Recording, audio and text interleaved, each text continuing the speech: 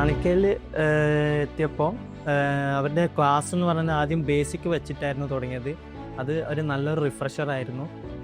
പിന്നെ അവിടുത്തെ faculties specially Sujith sir, Akhil sir, Balu sir, പിന്നെ അജീത് സാർ, ഇവർ 4 പേരായിരുന്നു ഏറ്റവും സപ്പോർട്ട് ചെയ്യുന്നത്.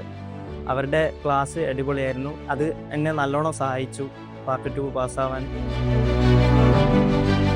പിന്നെ അവൻ്റെ കാര്യങ്ങൾ ശരിക്ക് എനിക്ക് ശ്രദ്ധിക്കേണ്ട കാര്യമില്ല. അവൻ ഒറ്റക്കെല്ലാം ചെയ്യുന്ന ഒരു കുട്ടിയായിരുന്നു.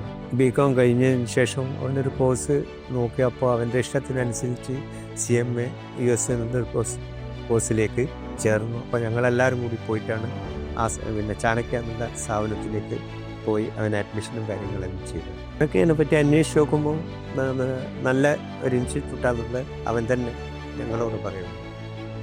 അവിടെയുള്ള ടീച്ചേഴ്സിനെ പറ്റി മാഷെ പറ്റിയെല്ലാം നന്നായിട്ട് പറയും. നല്ല ക്ലാസ്സും ആയിരിക്കും എന്ന് പറയുന്നു. പിന്നെ ക്ലാസ് വിട്ടൊരു കാര്യം ഒരു ദിവസം പോലും ലീവ് എടുക്കില്ല. എൻ്റെ പേര് താര. ഞാൻ അഭിനവിൻ്റെ അമ്മയാണ്. ടീച്ചറായിട്ടാണ് വർക്ക് ചെയ്യുന്നത്.